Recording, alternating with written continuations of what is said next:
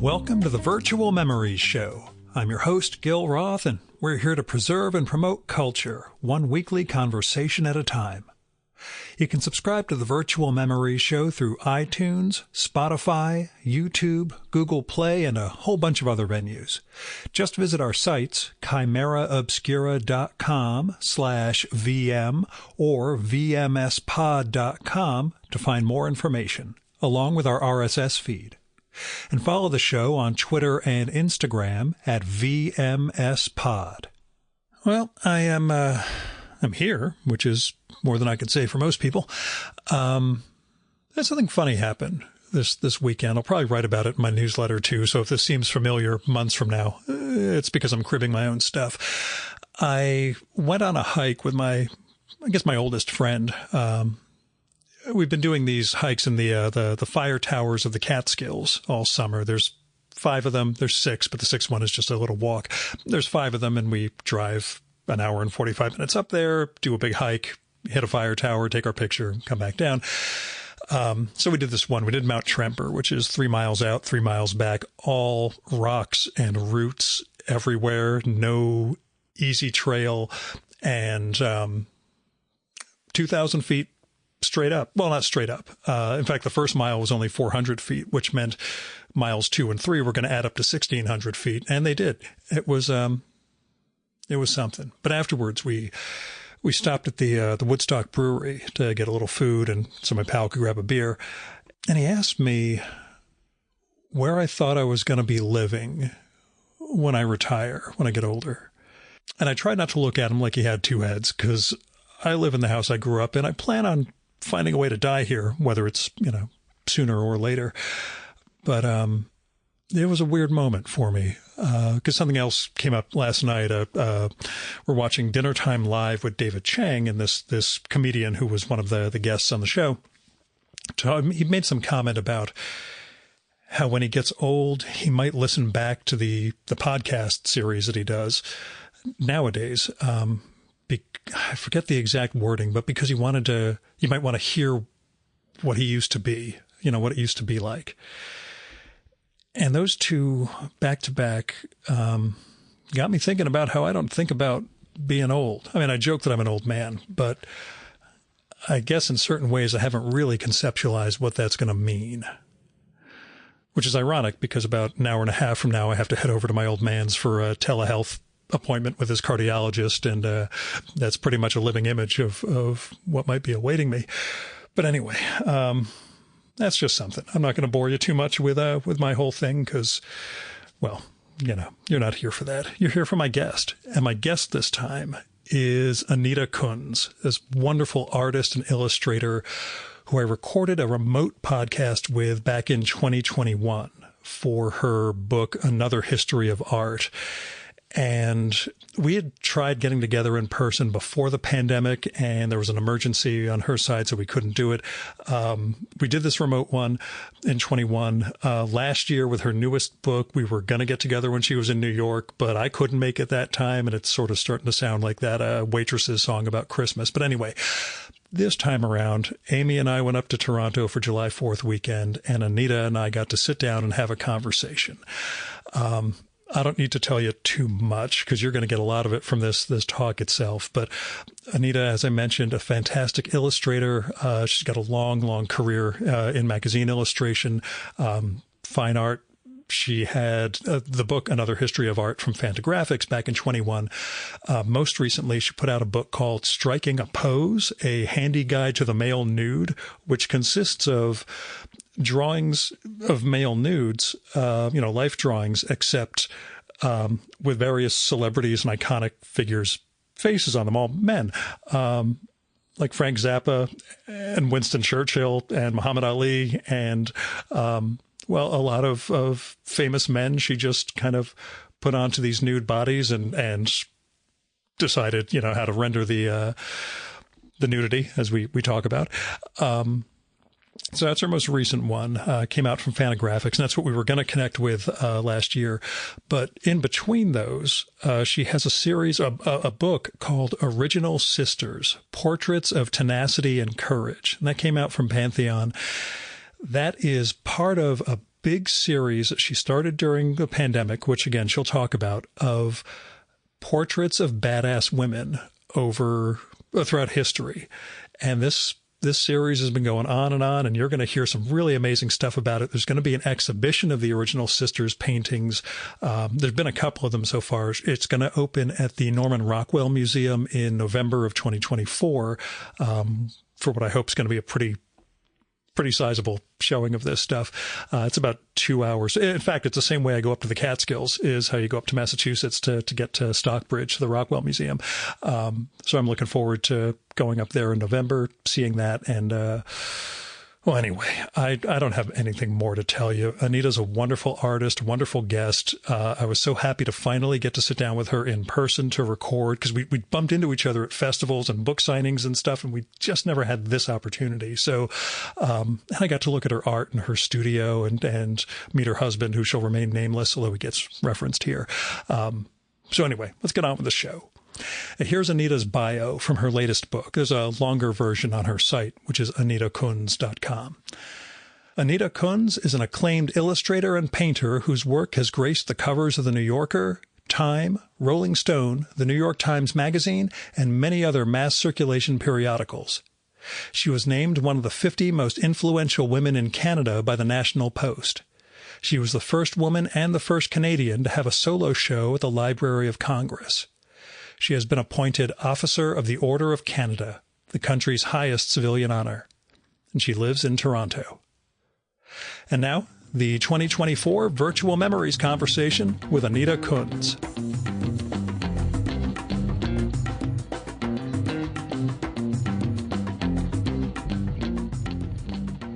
So it's been about 3 years since we recorded. I was actually looking on the notes. It was July 13th then, so it is almost 3 years to the day.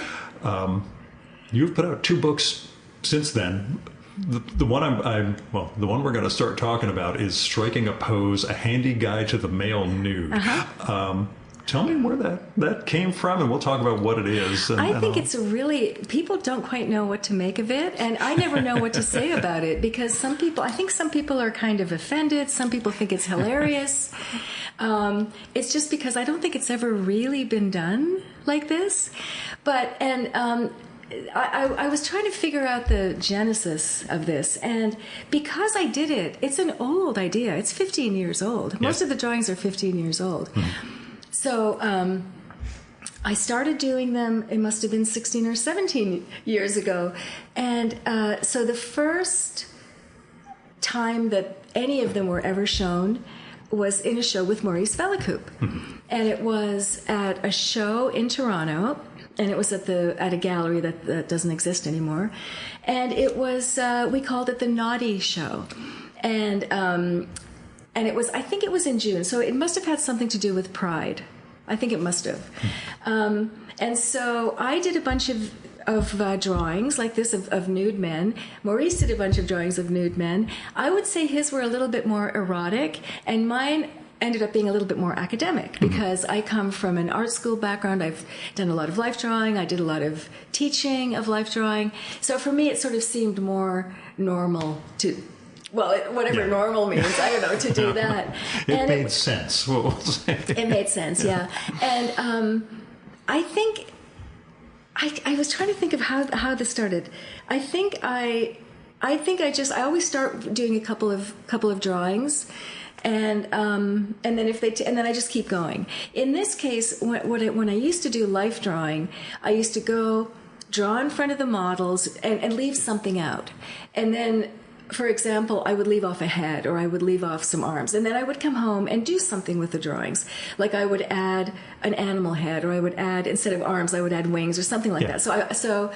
And then I think that was part of how this happened. It was like imagining stuff, how would this look? How would this look? So I think, and then it kind of went in that direction. But no, I've had some really weird comments about it. My audience seems to be gay men, which I'm 1,000% happy about. That is a very good market to have. I'm very happy about that. That's not a problem at all. But we had a book launch at the Society of Illustrators, and I think, and some of the questions from some of my male friends were a little bit were interesting.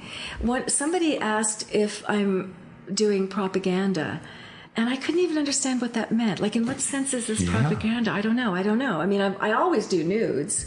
That's not a, that's not a stretch for me. I mean, most of it's female nudes. And then what was somebody else wanted to know if I'm taking revenge.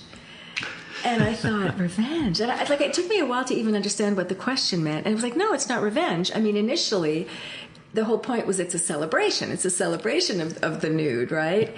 So anyway, I seem to have done something that nobody knows what to do with. And it we'll say creates attention for people because it's a woman drawing nude men, and they have these celebrity or iconic faces, and and because you make decisions about what their dick should look like. Exactly. No, some of them. Other ones are posed tastefully, turned away from some the of them are viewer. posed tastefully. Yeah. But that was it was going to be one of my questions, less a revenge thing and more how did you decide who was going to be, up or down or cut or uncut? They suggest themselves. They suggest themselves. It's this one's completely intuitive. I just kind of imagine based on their personalities, like the ones, the ones who are more outgoing are going to be a certain way. And then there are people who are compensating. But but I showed it to somebody who I forgot was Winston Churchill's granddaughter, and she was quite upset. I completely forgot she was Winston Churchill's granddaughter. Yeah, She's a friend of somebody in New York. Anyway, so she didn't like it because she thought and I had him sort of looking away. So I didn't even go there because I didn't want to go there anyway. But so still, there's a degree where, I mean, it's what you expose, as it were, throughout the book, that the male nude is somehow sacrosanct, or a man's privacy is different than a woman's. It is kind of interesting. I mean, I do. Like I said, I do a lot of nudity, and I never quite understand why it's always such a taboo. But I mean, I've had shows, like I said, I typically draw female nudes. And I was in a show here, and I was warned that we may have to take some of the female nudes down because people might, be offended. There's an Islamic community, and they're not going to like it. And I thought, oh, gee, okay, well, if you go to Europe, if you go to any of the museums in Europe, it doesn't seem to be an issue at all. And when I've been asked in the past of why do I draw female nudes so much, it's because half the time I don't know how to dress them. My illustration work from the past, I did decades of illustration work, and to me that work now looks dated. It looks of a certain time. Yeah. And when I started doing my own work, my own projects, I wanted to do something that was a little bit more timeless. So I didn't, what do I dress? It just seemed like it wasn't. If I'm using the human body as a metaphor, then dressing them it doesn't really make sense anyway. So, but the other thing is that, I mean, just even on Facebook, there's so, female nudes are ubiquitous. That's just what I'm saying. It's okay for women to be scantily clad, but a man, not a problem. Like no. every time an artist, a young artist posts something, male or female, it's always female. So I was actually a little surprised that it became a big deal, because it never is a big deal when it's a female. So and anyway. That's, like I say, I think the point you may not have realized you were making in the process is that I guess there are different ways to look at it. I mean, there's also, if you want to go hardcore feminist about it, you can say that that you could say that it's diffusing power. That I've sort of thought about that too. Maybe I don't know. Maybe that's part of the reason that women have been put down. I don't know. It's a method of diffusing power, I think. Yeah, it's certainly a leverage. I mean, it was an Oscars thing a million years ago. I think Seth MacFarlane had his opening song was about women whose boobs they've seen on film. And this was seen as a ha-ha moment. And then it was like, wow, that's actually incredibly skeevy and gross that you would make this a celebratory song to open the Oscars in front of like 1 billion viewers. But if it was like, again, guys. Oh, Yeah. Well, I guess so. But I didn't, the other thing is, I mean, if you look at them, I didn't make them, well, except for a couple. I made them kind of gross. Yeah. Like Trump is not attractive. Boris Johnson. Or not so much. Or Putin. Anyway, but for the most part, I mean, they're sort of lovingly drawn because I love figure drawing and I love doing anatomy. So anyway, so I'm just, with my projects, I think, a lot of, especially the personal stuff that I've done after my illustration career, it's kind of a what if, like what if we do this, what if we do that, and then kind of seeing where it falls. The Another History of Art book was kind of a similar thing, like so we already know that all these paintings were, what I learned in art history was about white European history, but there are other histories, so what if this happens? What if these paintings were done from the perspective of a white, secular woman, meaning me? So there's a lot of what if stuff that I do. You learn anything about drawing men through the process of this? Or is it, again, No. Did you learn that you really enjoyed drawing women, or that drawing women is is drawing women more fun, or just something that you... I like doing figure drawing. Yeah. I don't care if it's men or women. I really don't. I'll pose after this. I'm just kidding. But okay.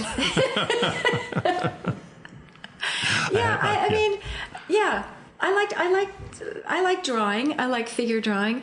Most of my work is either I'm drawing humans or I'm drawing animals. I mean, I don't do abstracts or anything like that. I don't do landscapes. I mean, it's all very, it's mostly people and animals.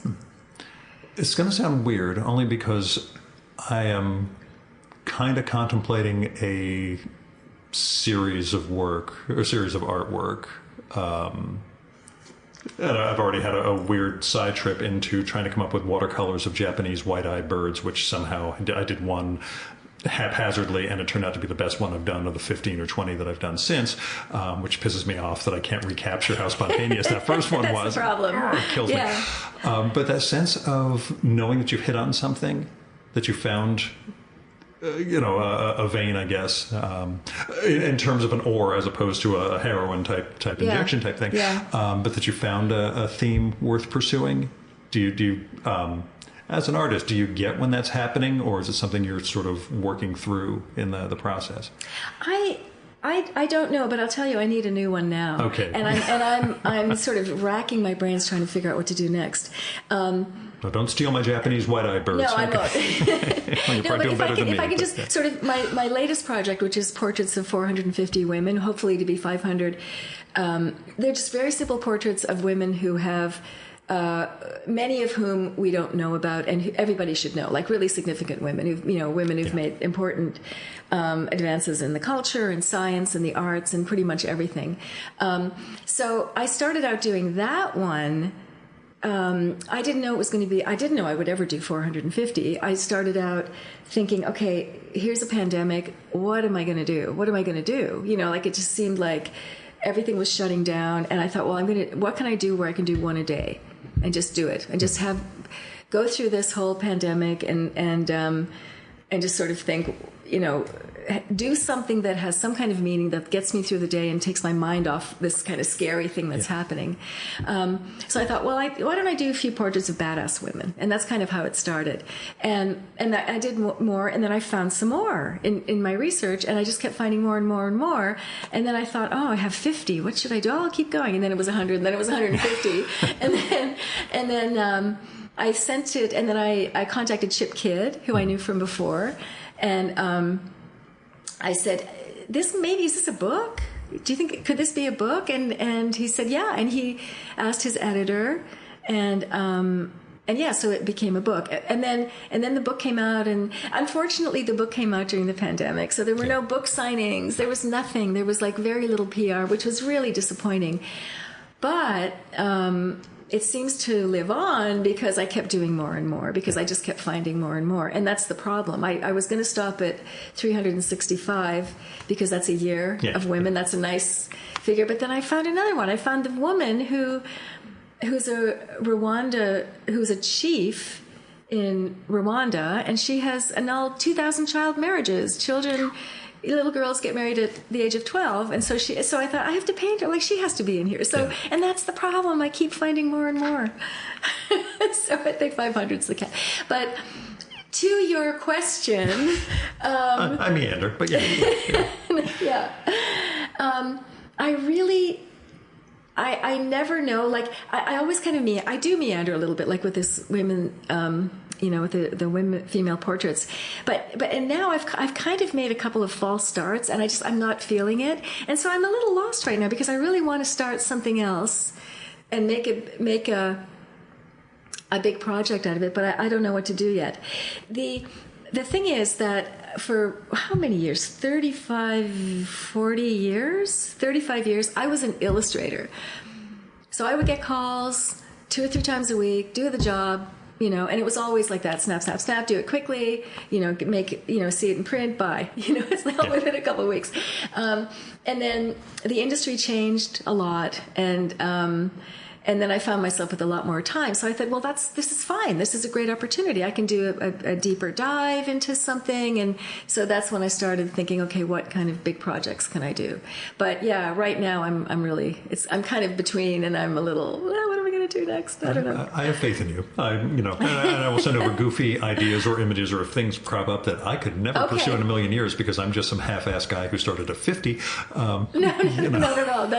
But I will tell you what I just finished. Yeah. So I did just actually finish something, and that's compiling. It's a book of parables and fables, and it's so that's what I'm not.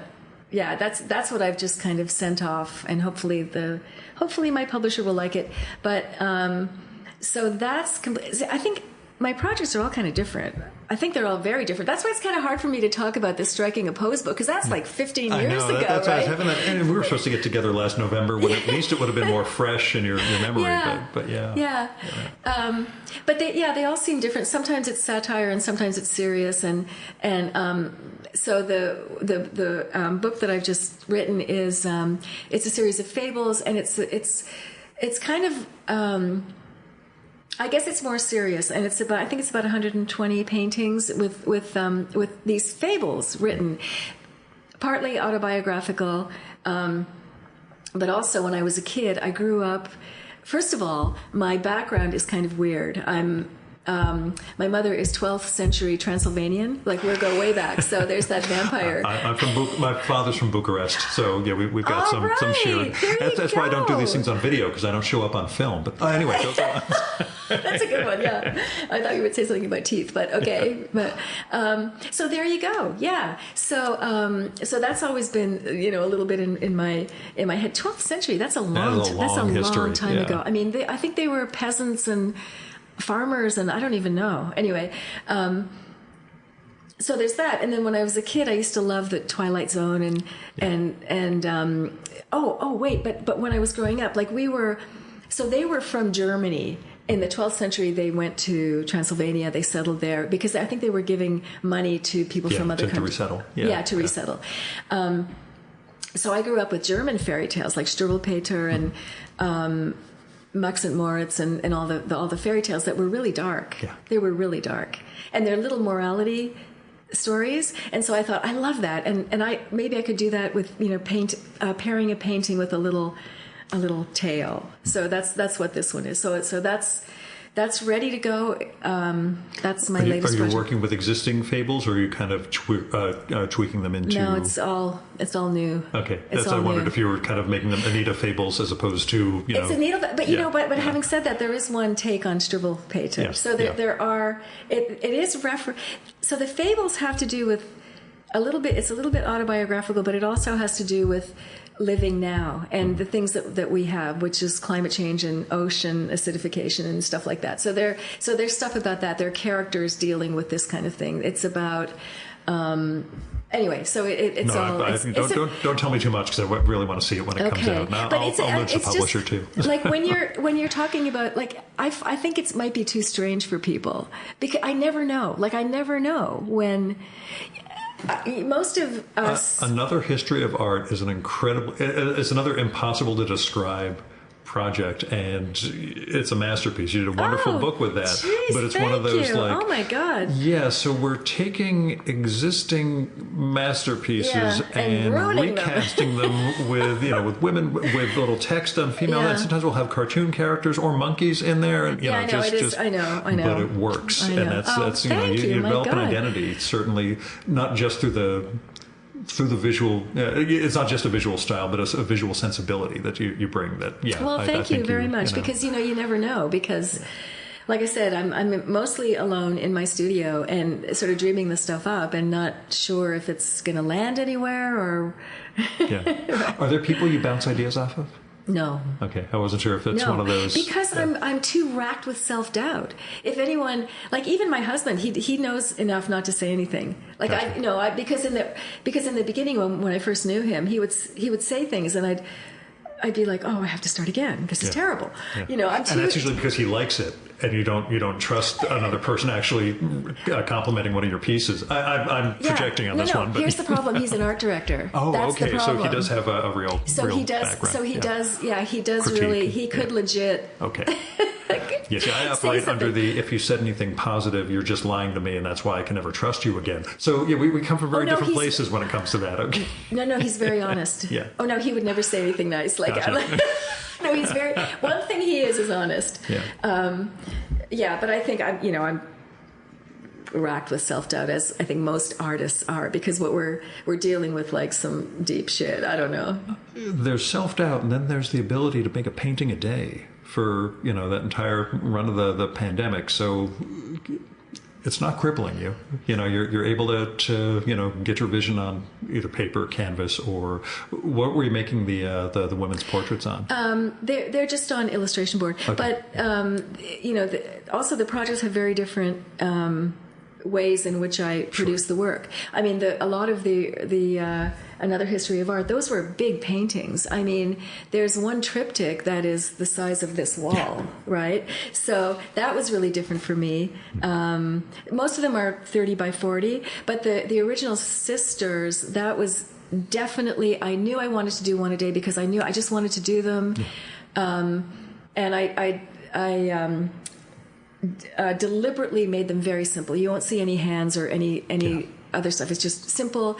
I also, and I think most artists can relate to this, I paint something and then I hate it, and then I think this is terrible, and then I go away, and then I come back and it doesn't look quite so bad. And elves fix everything overnight. I had no idea till I started drawing. I hate something. Right. The next day I'm like, those leaves actually come out really well with the way elves came in and that's drew right. on it. Yeah. So I wanted to. Like with first of all, with the original sisters, I wanted it to be not a feminist thing, which is really weird. Like I didn't want it to be just for women. Sure. I wanted kids to like it because it's got pirates and really cool, like it's got really, really cool stories. And because of that, I deliberately made them super colorful. Like some of them are almost neon. Yeah. And I did that deliberately. And coming from the work that I normally do, which is really sort of muted and brown and browns and earth tones and everything, like I would deliberately get this like an acid lime green and paint the background and go and then start painting and then go away and think, what have I done? But I forced myself to just deal with it, and so that was another kind of project I gave myself. How much planning went into like going into each day? Did you know the day before, okay, this is who I'm working on tomorrow? Or did you have a selection thing? I have no idea, Yeah. I mean, and people sort of ask, how did you do all the research? Well, you just keep your eyes open. I have a phone, I've got the internet, I can... Yeah, it's amazing. And I mean, when I was younger, I used to just ride my bike up to the library. Sure. I spent all my time in the library. But no, with Google, there's... So... my big thing with that project was diversity. I made sure that there were women from the beginning of time to now, different ages, different religions. Diversity was really important to me. Which is among my greatest flaws with the podcast is my complete lack of diversity. So I do a terrible job of making sure I'm getting men and women, people of color, etc. So thank you for coming on the show and not saying, oh, hey, Gil, you got a misogynist podcast. I'm not going on. No, not at all. Not at all. I think I just think I think it's you just try. You try your best. Yeah. It's one of those where I don't notice the pattern, and then I look down and I keep it all on a spreadsheet, and it's, whoa, that male checkbox is filled again and again and again. Yeah. I really need to. Yeah. But I mean, I was saying when I went to school, I didn't have any female teachers. And then I went to the illustrators workshop, and I had these great teachers. I had Bernie Fuchs and Alan Kober, who was my favorite. He was my favorite teacher of all time. Do you know his work? His name has come up multiple times in this Leslie podcast Kober's from people. dad. Yeah. Yeah.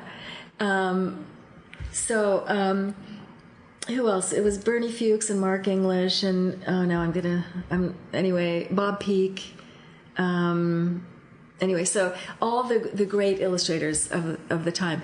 And the only hint of a woman artist was when they brought Barbara Nessum in for a few hours. Yeah. And that was it. So that's... Yeah, tell me about your Barbara experience, because she's been one of my favorite... I had no idea. We recorded, had a wonderful time, and have stayed in touch for, well, God, it was from before the pandemic. So 6 or 7 years now we've corresponded, and she's been a very good person and a very good artist. But tell me about your experiences with her. I remember her from then, and she was, if you want to look at her career, she was one of the first to really get into using the computer. Oh, yeah. She's a pretty significant artist. She's a very significant artist. And not a significant female artist. No, a significant not at all. artist. Absolutely. Yeah. Absolutely. Yeah. But how did I start? I think...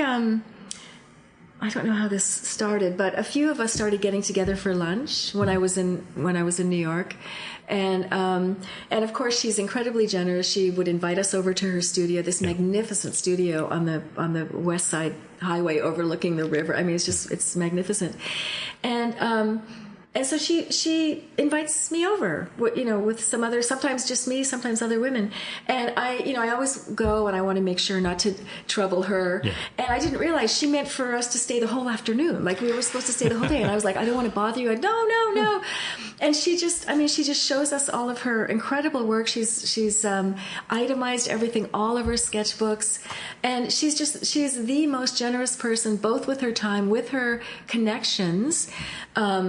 The last couple times ago, I was there, and she started talking about the Philippe Lebaun Gallery in New York, and I had never heard of it. And she said, "You have to go." And so I went, but I was too nervous to talk to him because I have this terrible fear of gallery owners. Oh my God, I've had some bad experiences. Okay. Oh my God.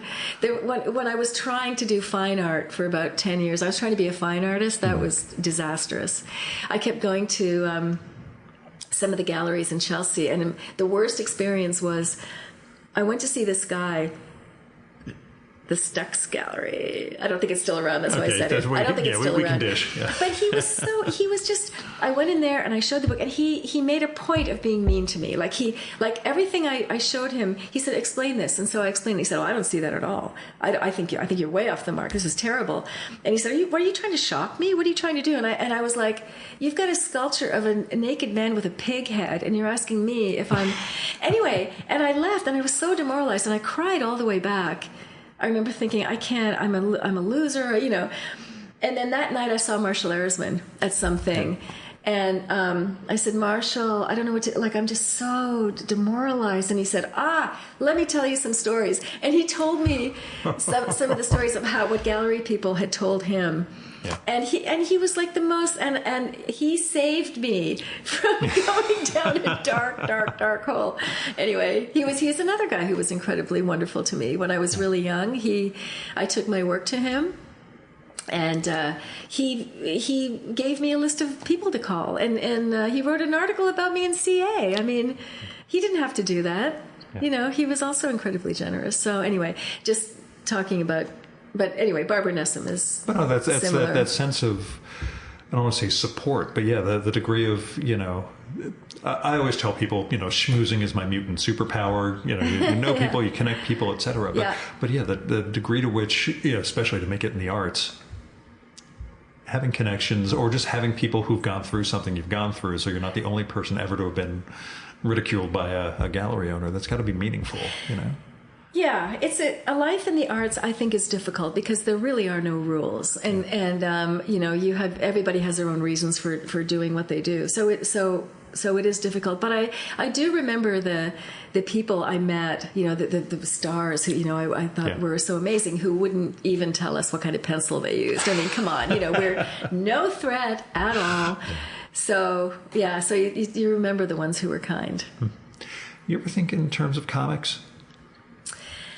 I just had wondered in the conversations with Fantagraphics and everything else whether there was a, Well, the funny thing is I was so into the editorial field that comics were a whole different animal to me. I really wasn't, like, I'm really new to this. Like this whole, speaking at TCAF and stuff, like I am brand new at this. So I was on a panel at MoCA, and I'm learning as much as, I'm not an expert on comics at all. But so you've mentioned a couple names. I don't know who they are. Yeah, but just the sense of have you ever thought of doing panel to panel story? I have not. I have not. I think it would be incredibly difficult to do. I really do, because you work in a very different visual mode, in terms of what you make. It is different, yeah. But I might be giving you your next project. Yeah. But I have to say, I have nothing but admiration for people who are able to do that, because you have to be able to draw really well. You have to be able to draw the main character, consistency. Yeah. And again, right after this, I'm going to sit down with our friend Maurice, who's just done 500 pages of memoir as a comic. So it's also I think he's an incredible artist, and just the way that he's been so kind with his story, and the way that he's able to articulate something really dark that's also hilarious, that's also amazing. I think he's incredibly brave. I'm not sure I'm that brave. I'm not sure I want to go back to some of the bad stuff from my childhood and talk about it. It's too hard. I think it'd be too hard. I'm not going to put you through anything, because several of my recent guests have cried on mic for various reasons. So I won't put you in that mode either. But we have our stuff, and I think that's why a lot of people become artists. I mean, I just gave a commencement speech. I never wanted to do it. I always turned them down. But this time I said, I think I might actually be able to tell people something, because before I was always looking. What do I know? Who wants to hear me? Yeah, like what can I but I think but it turns out, now that I'm old, now that I'm very, very old, and I've been through a lot of stuff, good and bad, I think now I really can. And so I wrote something up, and one thing and I went through a lot of old stuff, and I think one thing I really realized was that art saved my life. And now you might see a tear or two, but when I was growing up, I grew up in an era where girls, well, I don't know if it was probably not other girls, but definitely I was taught never to make waves, never argue, never be sweet all the time. Like everything, you just had to be nice. And anytime even with my father, one time I said something that he took as an insult, and he didn't speak to me for days. Like it was really, and it was a little town, like a little conservative town, and I left at 17, and I never looked back. And I was able to go to art school, and because I wasn't allowed to speak, I put it into my art. And my early work is really dark, like if you really look at it. And luckily for me, I was able to actually start getting work. I was working locally for some of the magazines, and they gave me some heavy duty illustrations to do. Like there was one woman who was a serial killer, no problem. There was a Nazi war criminal who was living here. I could do that. No, I had no problem getting to the real darkness, right? But yeah, so that's kind of what I told them. So I sort of gave them, tips for success and how. And I know a lot of kids now are really suffering from anxiety and self-doubt and everything, and just letting them know that that's normal, and stuff like that, things they need to hear that nobody would have told them. Did illustration help in terms of like having constraints. You know, I can make art, but I don't know when it's finished, as opposed to I've got this illustration. Yeah, gig. well, the deadlines can definitely determine when something's finished. Right, that's what I mean. That, you know, if it's your own canvas, it could take forever, but you know that drawing's got to get done.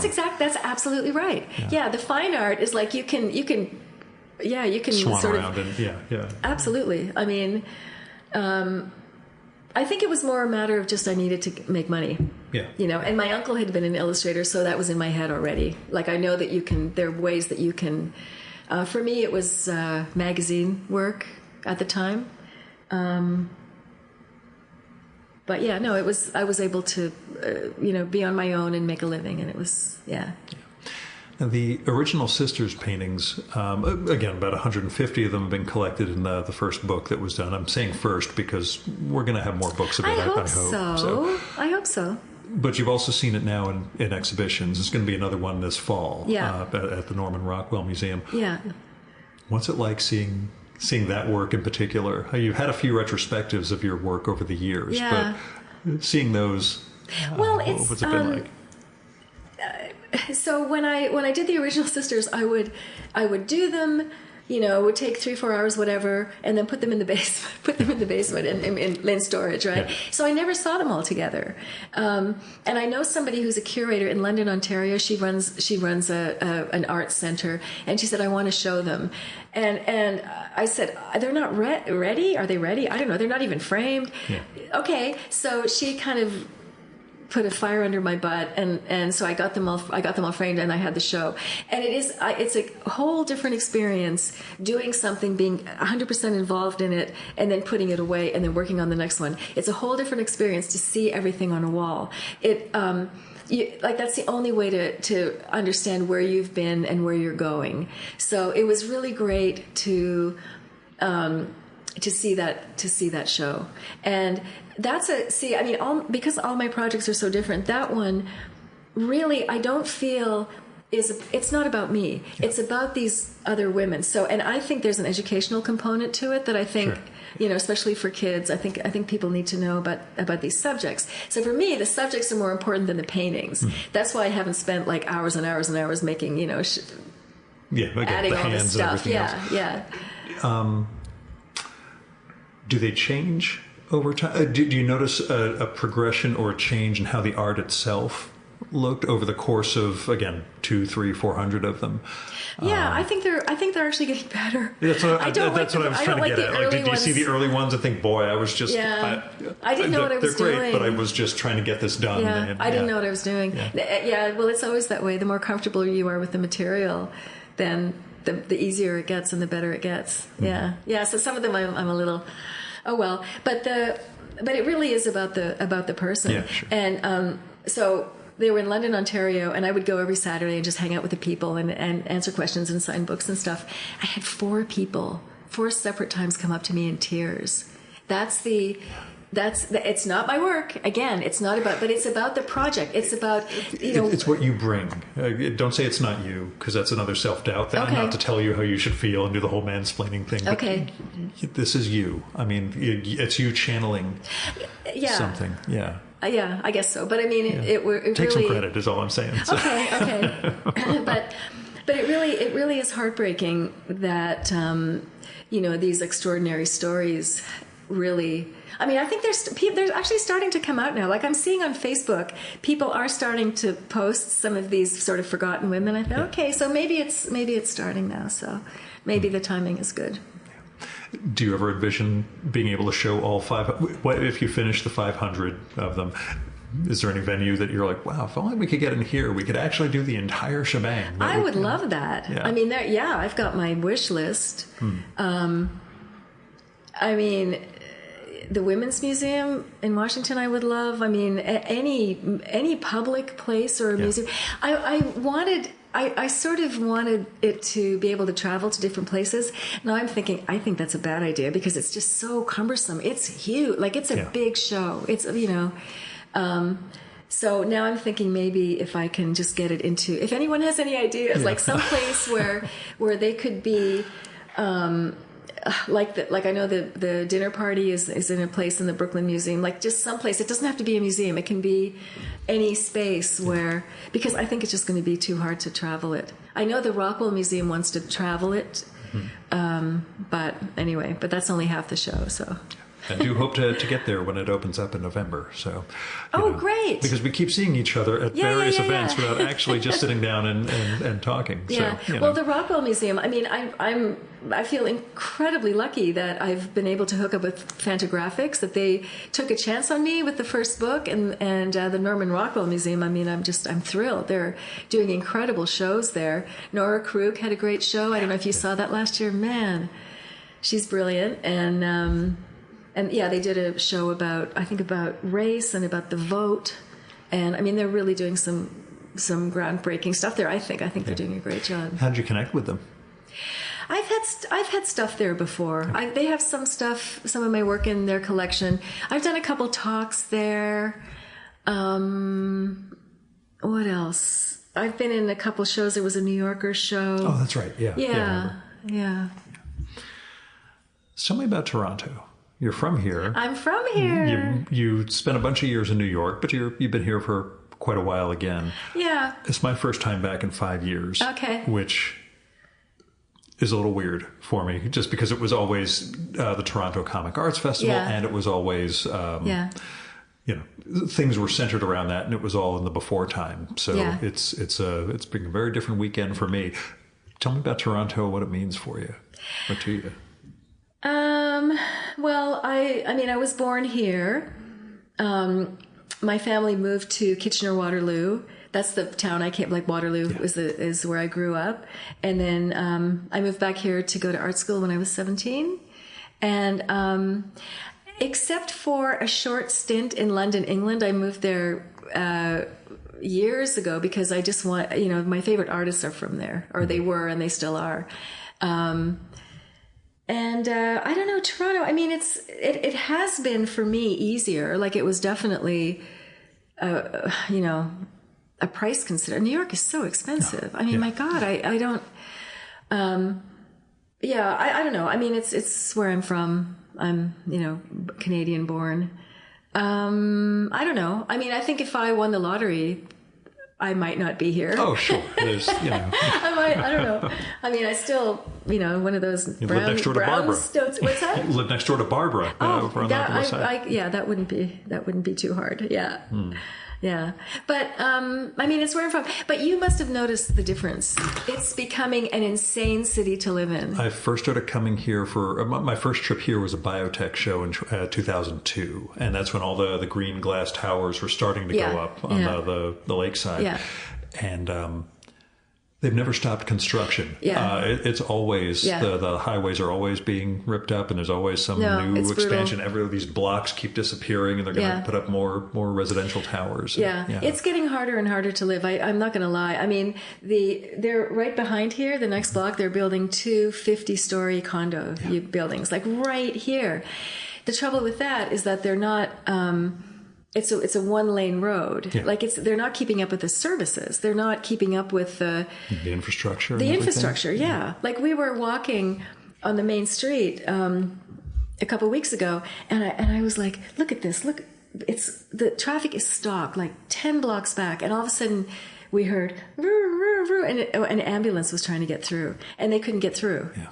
And so I thought, well, okay, someone just died, because nobody. So I have a lot of issues with that. It used to be very livable. There used to be really cool small neighborhoods, like you were talking about where the Beguiling was. That was a really cool little neighborhood. Great restaurant, a Cajun restaurant, right? There was a Cajun restaurant. There's a fortune teller. There, David, Mervish bookstore. Like it was a really a couple all the used galleries. Bookstores are gone. Like all the used and remainder bookstores I used to go to in the 2000s. They have all disappeared. I know. It's getting harder and harder to deal. Yeah. Anyway, but I think we're kind of stuck because it's become so expensive, like moving anywhere else in the city. Like this isn't the best part of town, but if we were to move to a nice part of town, it would cost I'd start selling the $1 paintings. million more. Do you sell the paintings? I have no idea if like I do sell the paintings. Yeah, Yeah. I have no idea if it's especially with the Original Sisters thing, whether it's one big collection or The Original Sisters is Philippe Lebon So he. You never got back to that, so you were too intimidated to talk to him the first time. How did you end up representing? Well, so I went there with a friend and I saw him. He was talking to someone, and she said, "Go talk to him. Go talk to him." I'm like, no, I don't want to talk to him. No, and I don't know. Hi, I'm an illustrator. I don't know. So I thought, I do want to talk to him. So I sent him some postcards, and I said, I love your gallery. I can't remember what the show was, but I thought, this is insane. This is such a great gallery. This is where I want to be. After all the, this is where I want to be. I mean, it's right in the middle of, it's important just by virtue of where it's located. And then there are all these amazing artists, and he's such a cool guy. And so I sent him some stuff, and then I remember I was at the show in London, and I got this phone call, and I didn't recognize the thing, so I thought, forget it. So I didn't call him back. I thought it was like a scam thing, and then I finally did call him back, and I thought, holy shit, it's him. So yeah, and then he thought you were too cool. So that probably worked to your advantage. Oh, my God, yeah. You didn't pick up right away. Oh, she must think she's too good for me. Click, Yeah, probably, yeah. So I'm glad. That's it. Having somebody nudge you is usually a good thing. Yeah. And as you know, for me, the whole postcard thing is my real way of communicating with people. I used to only send postcards because I thought, people keep them. They're nothing too cumbersome. I've retained every single one I've received in the last, since 1988, I guess. I go way back with these things. Yeah, so. I don't think people do it that much anymore. So I think it makes it even better that they're, I mail a postcard every day. Special when you get... I sit down every morning after I finish, I read 2 pages of Emily Dickinson, write my journal, and then I write a postcard. Wow, okay. And I will put you on the list for the next one I send out. Perfect, okay. Because I have the foreign stamps I use. I have to decide, whether I'm sending the U.S. or non-U.S. But yeah, it's part of my. Okay. I should just let somebody know that you thought of them and you went to the effort not just to write something. You put a stamp on it and went to a mailbox. Yeah. That actually carries some resonance in a way that we're all too digital, too quick texting or emailing or something. Yeah, absolutely. This is a different sort of notification as well. A nice card shows up. So you mentioned your favorite artists are from London. Dish. Who were your, well, when I was in art school, I really I wasn't quite sure what I wanted to do. Like I thought, do I do kids books? And then I went to the illustrator's workshop, and I thought, I like editorial illustration. That this is where I want to go. But when I was in school, we had an English. One of the students was Paul Hodgson. He's a really good designer, good Canadian designer, and he had come from England, and he kind of clued us into all the really great stuff that was going on there. From way back before my time, hypnosis and George Hardy and Bush Hollyhead and all those guys, all the guys who were doing music. And then my generation was more like Russell Mills and Ralph Steadman and Sue Coe. And they were all, many of them were people who had gone to the Royal College of Art before it was privatized. So they were doing incredible political work. And Russell Mills was working with Brian Eno. And I mean, this was my thing. I just loved them. So I actually moved over there with Bruce Mao. I don't know if you know who that is. He's a designer. He was my best friend back then. And we just thought, well, that's it. We got to move to England. And he got a job right away with Pentagram. And, I was trying to get editorial work, but it was difficult. But I did get some great jobs. I met some great art directors, Gary Day Ellison, Chris Jones. I was working for Radio Times, and so it was, for me, it was always England. And one of the best, most amazing things in my life is that back then I was supposed to deliver something to Ralph Steadman, and I was too shy to do it.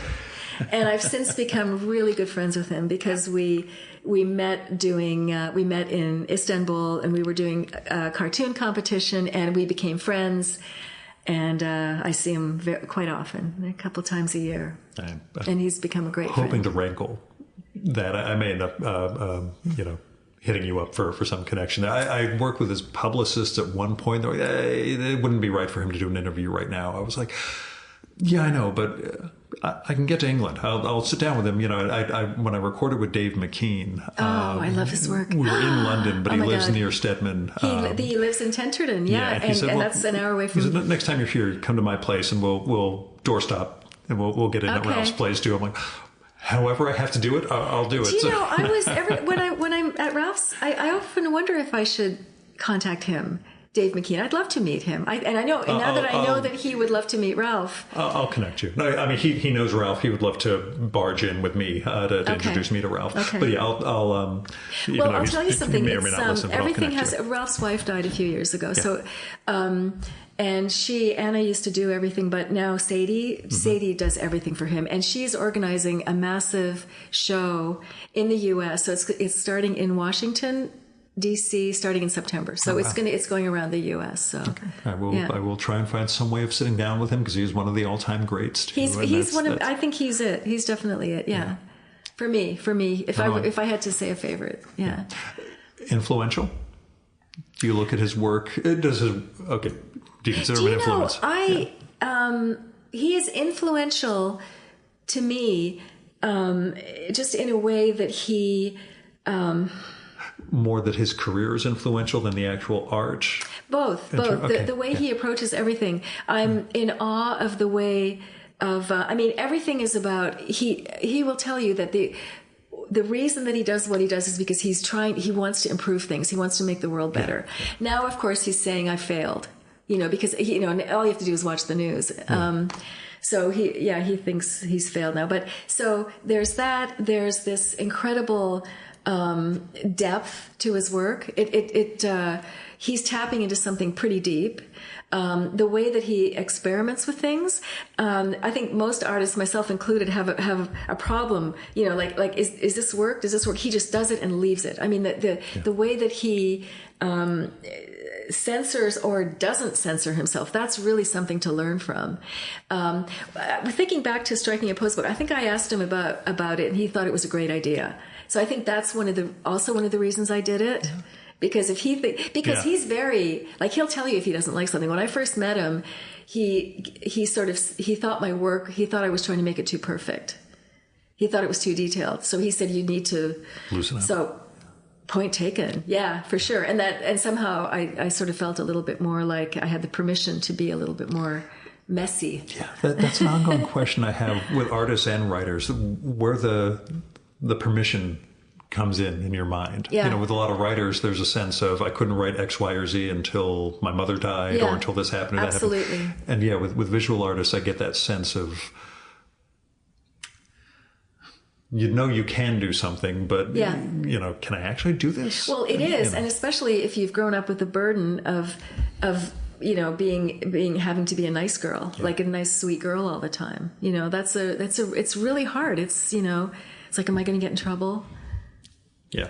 And I'm old, this stuff stays with you for life. I have a story of how my old man continues to wreck my life at 87 and 53 for the two of us. He pulled something a couple of months ago, and I was just like, God damn, we never escaped this. This is just incredible. It's amazing, isn't it? Yeah. I know. Yeah. Mm-hmm. Yeah. So I should ask, because I always ask my guests this, and I have no idea how this part of your life goes, but what are you reading? I'll tell you what I'm reading. Yeah. Okay, so I just finished a couple books. I'll start from now and go backward. So I'm reading a book about longevity because I'm becoming acutely aware of my age. I'm getting a little worried. People around me are starting to get sick and die, so I'm kind of very curious about new research into health, so I'm reading that. But I just finished reading 2 books about, my husband is turning 60 in August. And I said, what do you want to do for your birthday? And he said, I want to go on a safari. So I was like, God, you couldn't pick something cheap. So we're going to a place that I met this woman at a conference a long time ago, and she was married to the elephant whisperer. There's a whole story about that. He was an incredible guy, sadly died of a heart attack, but he was given a herd of rogue elephants, and he managed to tame. He has it's all to do with rescuing animals. They have two white rhinos under 24/7 armed guards because of poaching and everything. And I'm very much into animal rescue. Like I've rescued a bunch of cats and monkeys, and you had your monkey work. I remember. Yeah, we my talked monkey about work. that. Yeah. So she's awesome. So we're going to go there. So I read those books about about animal conservation. So those were my two last books. So yeah, I guess I don't know anything. I used to read a lot more fiction than I do now. Yeah. What changed? Just don't feel it? I don't know. I started reading real heavy stuff, like about God, what's that guy's name? He's I'm blanking on his name. See, I'm getting older. I'm interested in this stuff. Like how do I keep my memory? How do I keep my health? As long as you're not doing the whole I need to upload my brain to an AI thing, I'm okay with just worrying about your health is one thing. But can we talk about AI? It makes me it just depresses me. It makes me so sad. It makes me so sad because this is what the rest of the canvas of the Mona Lisa would look like if she had giant boobs. Okay, maybe it's fun sometimes, but it's ridiculous. The way it's gonna, all of it, the way it might replace the arts. I'm already. the way that magazine music, illustrations already is. is. I was talking to someone who doesn't know what I used to do, and she said just out of the blue, "Oh, nobody reads magazines anymore." And I'm like, "Yeah, you're right. Yeah. You're right. Like that's somehow." And it's not even like a lot of illustrators are talking about how there's no money anymore. Well, that wasn't even it for me. I mean, when I was a magazine illustrator, I was lucky. It was a magical time. I mean, imagine, I was working with great art directors who were giving me complete freedom to do whatever I wanted, get paid, get published. I mean, it's and have like tens of thousands of people see the work. I mean, that doesn't get, like, that's crazy. I can't believe how lucky I was. There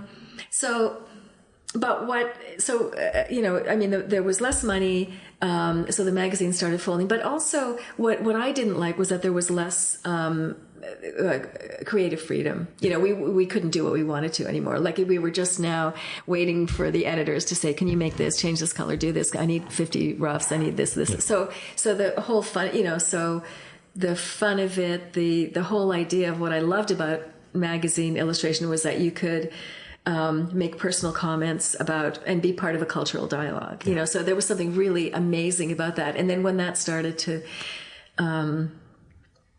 change, I think I stayed too long. I kept hoping it would get better, but nobody leaves a party on time. Yeah. We always end up overstaying our welcome with these things. I stayed too long. Yeah. Anyway, it's sad though, but because I still see a lot of kids leaving art school wanting to do something like that, but the whole strategy now to be successful as an artist, I mean, it's completely different. You don't just go into one field like I did. I mean, you do a little bit of that. Maybe you have an Etsy store, or you're teaching and you're doing this and you're doing a bunch of Everything's things. a hustle. Everything, as opposed to it is. I know. An art. Yeah. So we won't replace you with AI. Hopefully they won't scrape my voice and make fake podcasts after I'm gone. But But it puts you in a funny spot. Like, I know my friends are taking all their stuff off Facebook and Instagram and everything. I mean, should I do that? I don't know. I have no idea. I mean, a lot of people who don't understand legal language are complaining about terms of service that, they're stealing all our stuff. I can't tell one way or the other. Again, I've made all of these things. I'm not joking about the ability to rip my voice. They could probably put together Gil Says Anything based on that was part of what the writer's strike stuff was about, wasn't it? About the actor's strike. Yeah. Well, somebody told me that with Stable Diffusion, you can go there and say, draw a horse in the style of Anita Kunz, and you'll get it, but it won't be that good yet. The horse will have 5 legs and weird That's stuff. right. Yeah. Which you may end up doing at some point for your own paintings. Just give the horse an extra leg. I was going to submit an idea. I wanted to do an idea for the New Yorker about something like about AI, but then I thought, no, it doesn't work, Anyway, unless but it's fake AI. Well, there's a thing about a guy who won a photo contest by submitting an actual photo instead of an AI photo, which is what the contest was for, and then they disqualified him for being too human. which, if I could be disqualified for being too human, I'd be fine with that, I guess. Yeah. But yeah, it's... But it's frustrating because I do have some friends who are very pro AI, and it's an argument I can't win the argument. I mean, yeah, I don't get anyway. it. I mean, as somebody who was a science fiction geek, all my childhood is still a degree of once we saw what the applications actually look like in the real world, this is not what we were signing up for when we were kids. Yeah, AI is supposed to help me, not replace me. Yeah. And we realize, well, the thing nobody wants to cop to is that the jobs that'll actually get replaced are really like executives. They're the management people could probably be phased out by this stuff more easily than artists. But they certainly don't want to hear that. Yeah, for artists, it's going to require a completely different strategy, for sure. You'll keep painting. I'll give you ideas. You'll come up with some sort of new series. I swear to God, it's going to happen. But when I was at TCAF, I remember thinking this is what's this is the antidote to AI. Yeah. All of these original stories and original drawings and original, everything like that's why AI can't necessarily win, but it might anyway. It's pen on paper. That's like I told you, I went to LA. The first thing I went to see was a giant cardboard sculpture by Wayne White with a fan built in the back, and no AI was going to come up with that in a million years. Yeah, so. It's about authenticity and originality, and that's what I told the students too. It has to be, and don't And you bring plenty of it. Anita, thanks so much for coming on. It's been great finally getting to sit down in person, even though we recorded remote. We've seen each other in person 3 or 4 times. I'm glad we actually get to do this with mics now. So thanks so much. Okay, great. Thank you so much.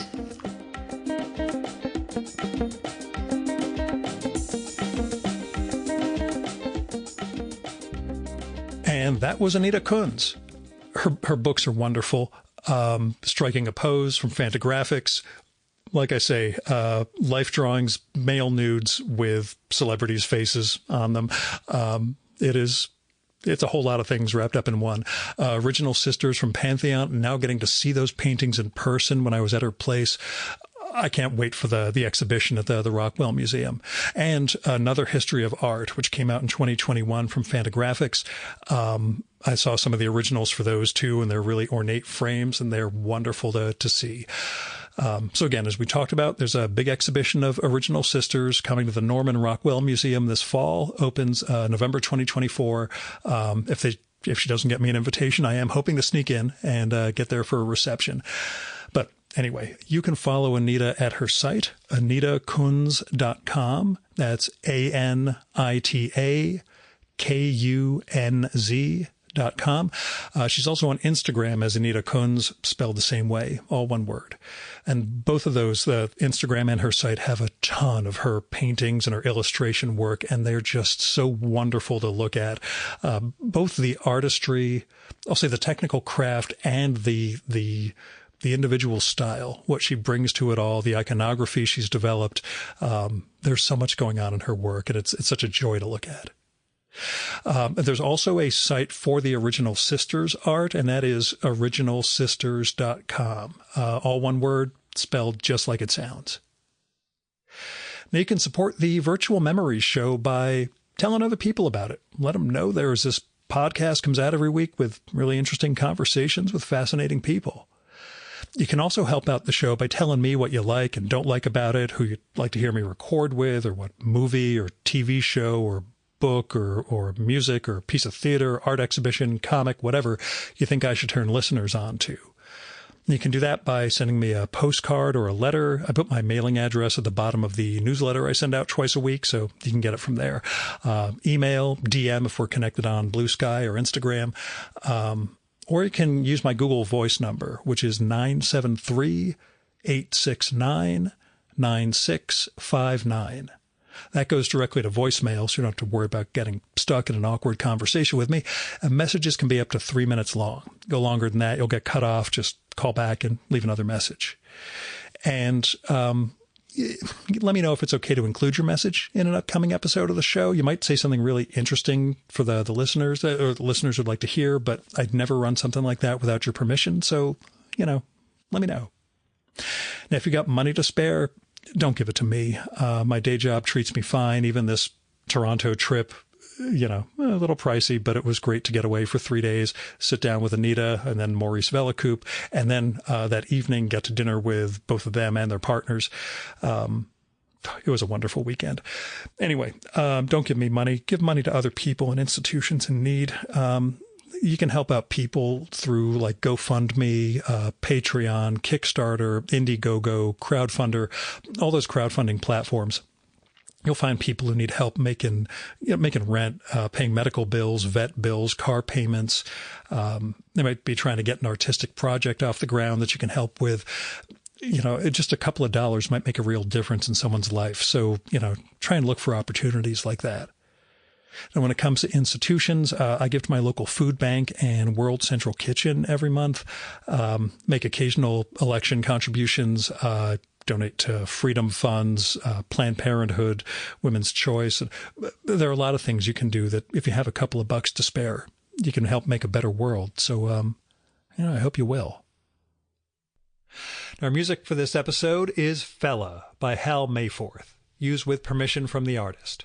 You should visit my archives to check out my episode with Hal from the summer of 2018 and learn more about his art and painting. And you can listen to his music at soundcloud.com/Mayforth. And that's MAY4TH. And that's it for this week's episode of the Virtual Memories Show. Thanks so much for listening. We'll be back next week with another great conversation. You can subscribe to the Virtual Memories Show and download past episodes at the iTunes Store. You can also find all our episodes and get on our email list at either of our websites, vmspod.com or chimeraobscura.com/VM. You can also follow the Virtual Memories Show on Twitter and Instagram at vmspod, at virtualmemoriespodcast.tumblr.com, and on YouTube, Spotify, and TuneIn.com by searching for Virtual Memories Show. And if you like this podcast, please tell your pals, talk it up on social media, and go to iTunes, look up the Virtual Memories Show, and leave a rating and maybe a review for us. It all goes to helping us build a bigger audience. Now, you've been listening to the Virtual Memories Show. I'm your host, Gil Roth. Keep reading, keep making art, and keep the conversation going.